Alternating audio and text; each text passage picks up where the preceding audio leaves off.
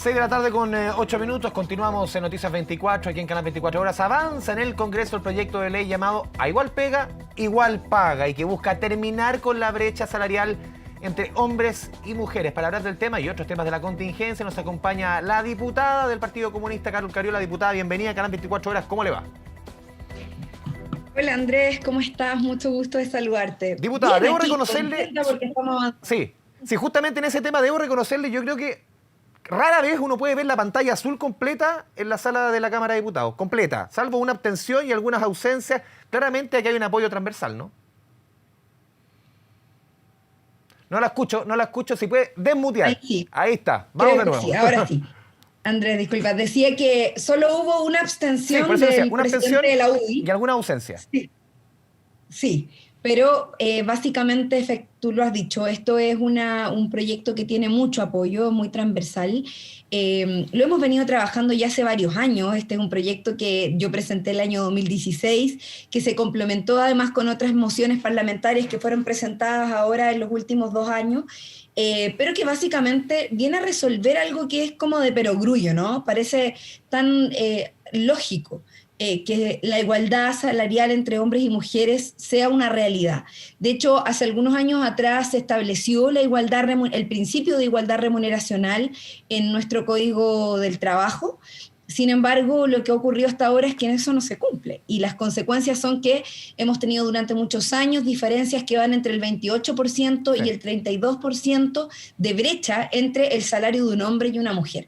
Y nosotros creemos que eso no es justo cuando estamos discutiendo que es necesaria la paridad en todos los ámbitos. Hombres y mujeres somos pares, convivimos, compartimos cosas en común, nos desarrollamos en conjunto en una sociedad en la cual compartimos entre los géneros, ¿no? Y por lo tanto esta discriminación arbitraria, vergonzosa, odiosa también, que se ha generado durante tantos años es inaceptable, y es momento de tomar riendas en el asunto para poder cambiarlo. Por eso lo que nosotros hicimos, nosotras sobre todo en la Comisión de Mujeres y Equidad de Género, fue establecer las medidas que nos recomienda la Organización Internacional del Trabajo para poder entregar igualdad de remuneraciones, obligación a las empresas y al empleador, que pueden ser multadas si no lo cumplen, en relación al valor del trabajo, a la misma responsabilidad y a la función que los trabajadores y trabajadoras cumplan. Aquí, diputada, porque usted mencionaba, claro, la diferencia 30% que se ha mantenido inalterable durante los últimos años, de repente es 29, 31, pero siempre en torno al 30% es el promedio general. Pero aquí lo que es más grave es que aquí lo que se discute es la misma pega que hace un hombre y una mujer en el cargo que sea, y ahí es diferencia de pago. Puede ser gerente, un cargo más administrativo, incluso operario, que es la misma pega, distinto pago, que ahí incluso es más grave, ¿no? Así es, exacto. O sea, lo que hay hoy día cuando existen, hay trabajos, hay lugares, hay situaciones en las cuales hombres y mujeres realizan el mismo trabajo, tienen el mismo nivel de responsabilidad, incluso a veces las mujeres tienen hasta niveles mayores de formación académica y aún así tienen salarios más bajos. Entonces, es, Andrés, bien inaceptable. Nosotros lo hemos planteado ya hace varios años que venimos planteando esta discusión. Es una discusión que además se está dando no solo en Chile, en distintos países del mundo. Nuestro país se ha destacado dentro de los países del mundo en ser uno de los que tiene mayor brecha en cuanto a la desigualdad salarial, y yo creo que eso es algo que no es aceptable, más todavía cuando estamos a puertas de dar inicio a una convención constitucional que es paritaria, mitad hombres, Sí. mitad mujeres, donde queremos llevar adelante transformaciones estructurales, donde se nos garanticen derechos, donde además yo quiero relacionar esta discusión del derecho al trabajo, el derecho a la igualdad de oportunidades en términos laborales y también de remuneraciones, sea también contemplado como un debate dentro de la Convención Constitucional. Yo creo que Sí. también va a ser parte de las discusiones que seguramente se van a dar en esta nueva etapa. Y bueno, nosotros nos estamos de alguna manera también adelantando a cambiar el código laboral, para que las modificaciones que, insisto, la OIT, ONU Mujeres, CEDAW, ¿cierto? Sí. Que esta convención internacional en función de eliminar todas las Diputada, discriminaciones contra la mujer, nos han recomendado y nos han planteado que es necesario tomar, así que hemos avanzado en esa dirección. Así que estamos contentas, es una sí. buena noticia para el país, no solo para las mujeres, sino que también para toda la sociedad en su conjunto, porque la hace más democrática y más justa. Diputada, en este mismo tema, ¿cómo se fiscaliza en la práctica para que esto no sea ley muerta? Porque en el fondo uno puede tener las mejores intenciones, pero ¿Cómo se fiscaliza para que esto en la práctica? O, por ejemplo, no sé, una situación que a una persona la quieran levantar de otra pega y se le mejoran las condiciones y ahí va a quedar quizás, sea un hombre o una mujer, en mejores condiciones quizás de sueldo que su par hombre o su par mujer, da igual. Sí. Bueno, hay situaciones estructurales de abuso, Andrés, en el mundo del trabajo que tenemos que buscar superar de todas las formas posibles. Hay cosas de las cuales probablemente esta ley no se va a poder hacer cargo. Sin embargo, siempre que alguien quiera hacer trampa o que quiera de alguna manera perjudicar a las mujeres por algo en particular, bueno, lo va a poder hacer y va a buscar el mecanismo para hacerlo. Evidentemente esto también es parte de una transformación más estructural y cultural que en el fondo no entienda a los géneros como de primera categoría o de segunda categoría. Pero en relación a la pregunta concreta que tú me haces de cómo se fiscaliza, bueno, la Dirección del Trabajo tiene facultades de fiscalización. Nosotros lo que hacemos es en esta ley establecer que esas facultades de fiscalización, en función, por ejemplo, de tener informes cada cierto tiempo que se establezca a través de un reglamento por parte de las empresas en torno a las remuneraciones que están entregando. La fiscalización concreta, incluso el poder pasar multas para a quienes no cumplan con este objetivo, no solo entregar los informes, sino que además que en los cuales se detecte por la vía de la denuncia de los trabajadores a través de sus sindicatos, a través de organizaciones, finalmente denuncien que existen desigualdades remuneracionales, resguardando por supuesto con ello también el espacio laboral de esos trabajadores. Así que hemos tomado dentro del proyecto varias medidas concretas que apuntan a que esta iniciativa realmente sea efectiva, se cumpla. Ya tenemos muchos años de una ley que es letra muerta, a propósito de que yo insisto que el Código Laboral ya establece el principio de igualdad remuneracional, pero no así el que éste se cumpla o mecanismos de fiscalización efectiva para ello. Y además hay un punto importante que es la definición, finalmente, que acá se da, que es lo que cambia esta ley, que es que a igual valor del trabajo, es decir, determinar el valor del trabajo también es un desafío y es un objetivo ¿Diputada? que tenemos como sociedad, y a partir de la responsabilidad y también de las funciones de los trabajadores y trabajadoras. Diputada, la quiero llevar ya a la contingencia, las discusiones que se están llevando en el Parlamento. ¿Cómo usted, en su caso personal, cómo analiza posibles acusaciones constitucionales? Ya se está barajando contra el ministro Figueroa de Educación, contra el ministro de Salud, que va a ser interpelado, obviamente, pero usted ayer decía que se puede dar la posibilidad de una acusación constitucional. ¿Cómo ve usted esas dos eventuales posibles acusaciones? Sí. A ver, el Parlamento tiene, Andrés, distintas herramientas de fiscalización. Esas herramientas de fiscalización que nos entrega la Constitución, las leyes, nosotros siempre tenemos la posibilidad de utilizarlas cuando vemos que hay algo que está funcionando mal, que hay determinaciones que van en el camino incorrecto, etcétera. Es evidente que en el caso en materia de educación hay problemas bastante importantes que se han venido dando. No solo la alta presión del ministro de Educación por la vuelta a clases de los niños, niñas, adolescentes, jóvenes de nuestro país, sino que además tiene que ver con otras medidas. Por ejemplo, yo hablaba el otro día con el alcalde Claudio Castro de la comuna de Renca y él me decía que hay muchos jóvenes, niños, adolescentes que están sin poder conectarse a la sala de clase porque no tienen computadores, porque no tienen red de internet. Y esa es una realidad en muchas comunas de nuestro país, sobre todo en los sectores más vulnerables, que además son zonas rojas, que están colapsadas y donde el Ministerio de Educación no ha tomado ninguna medida real para garantizar el derecho a la educación de esos niños y niñas.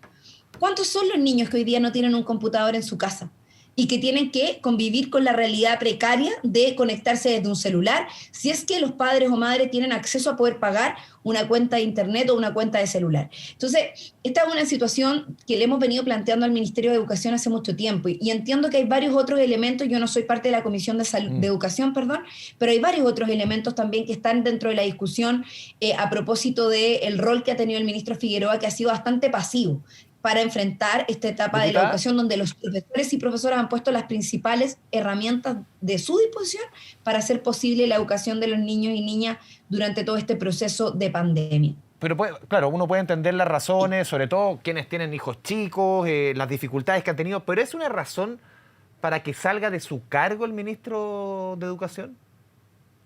Bueno, el ministro ya lleva harto tiempo, varios meses a cargo de la cartera. 1 año y medio. Entonces, exacto, entonces, gran parte de este proceso lo ha vivido en pandemia. O sea, esto se detectó, Andrea, hace mucho tiempo. ¿ah? Y es algo que, y no solo los ejemplos que yo he puesto, insisto en el punto, la argumentación de las causales por las cuales se está evaluando esta acusación constitucional la está desarrollando fundamentalmente los parlamentarios de oposición de la Comisión de Educación, que tienen muchos más argumentos porque han tenido que convivir de manera directa con la realidad y las consecuencias de que la educación para los niños y niñas, el derecho a la educación durante la pandemia no haya sido una prioridad, ni desde el punto de vista de los recursos, ni desde el punto de vista de la gestión. Porque, por ejemplo, los recursos para el programa Mi PC, que es un computador que se le entrega a los niños y niñas de séptimo básico en los colegios públicos, se supone que están, pero hasta ahora no se han implementado. ¿Qué hay detrás de eso? Negligencia, desidia, falta de disposición o desinterés por la educación pública o por los niños más pobres de este país que no tienen padres que les puedan comprar un computador. Entonces, hay varios temas acá que hay que analizar y que hay que discutir y bueno, una acusación constitucional puede ser una herramienta para ello. En el caso del ministro de Salud, bueno, las consecuencias, las condiciones también son bastante complejas, ya han pasado 2 ministros por la cartera en medio de la pandemia, el ministro anterior se fue, cometió muchos errores, y este ministro la verdad es que ha seguido más o menos el mismo camino, no escuchar a los expertos, no tomar en cuenta las iniciativas de los comités de expertos, incluso que ellos mismos han conformado. Cada una de las determinaciones que se han tomado de manera oculta. Hoy día salió una noticia de que la comunidad científica reclama que no tiene acceso a los datos de la pandemia para poder llevar adelante procesos de investigación que contribuyan de mejor manera a salir de esta etapa. Lo que ocurrió con el caso del ingreso de una persona que venía del exterior con la variante Delta, que se supone que no cumplió los protocolos, que es algo que también se está investigando. Nosotros ya oficiamos desde la bancada del Partido Comunista a través de la diputada Maricela Santibáñez, oficiamos en la Comisión de Salud hace algunos días atrás.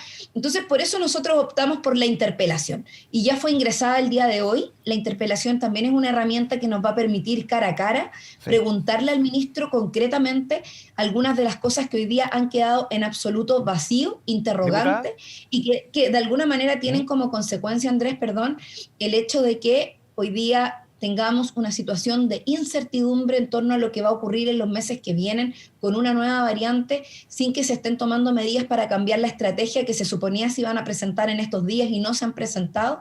Y bueno, obviamente eso también implica que el ministro responda y queremos saber qué es lo que nos va a decir, porque hasta ahora por lo menos las respuestas han sido muy, muy acotadas y muy insuficientes. Diputada, ¿cómo ve el inicio? Estamos a 4 días del inicio de la Convención Constitucional este domingo a las 10 de la mañana, domingo 4 de julio. Había harta polémica respecto a exigencias de representantes de convencionales. La respuesta del gobierno: han pedido la renuncia de Francisco Encina, el encargado justamente administrativo de poner en marcha, por lo menos técnicamente, en la práctica, esta convención, desde diferencia de las disposiciones con convencionales de pueblos originarios, también las asignaciones. ¿Cómo ve usted estas exigencias y la respuesta del gobierno? Sí. Mire, acá yo creo que no hay nada más importante que le haya pasado a nuestro país en los últimos años, que para nuestra democracia me refiero, que la Convención Constitucional. Que lo que muchos esperamos sea una asamblea constituyente, sea un proceso participativo, deliberativo.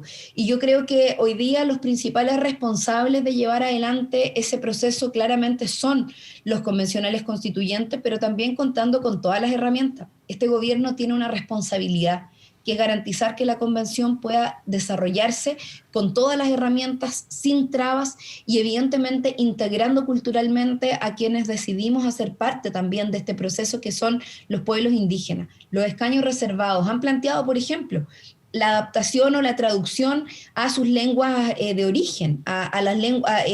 Hay representantes del pueblo mapuche que hablan mapuzungún y que necesitan tener una persona que los esté interpretando al castellano, porque es la forma en la cual se van a vincular y relacionar dentro de la Convención Constitucional. Entonces, si no somos capaces de entender esa diversidad, si el encargado de la Convención pone trabas incluso para que los convencionales de regiones puedan venir a ser parte, a tomar posición de su investidura dentro de la Convención, donde no hay claridad de la fecha hasta última hora.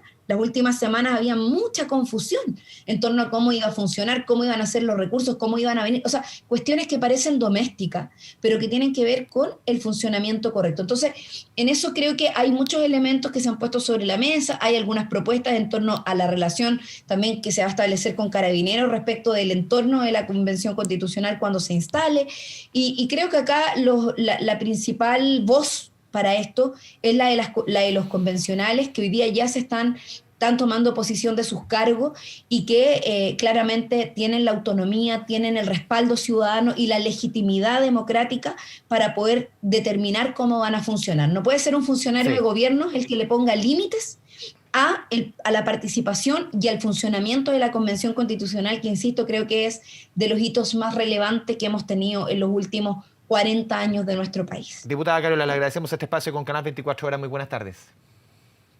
Muchas gracias, Andrés, que estés muy bien.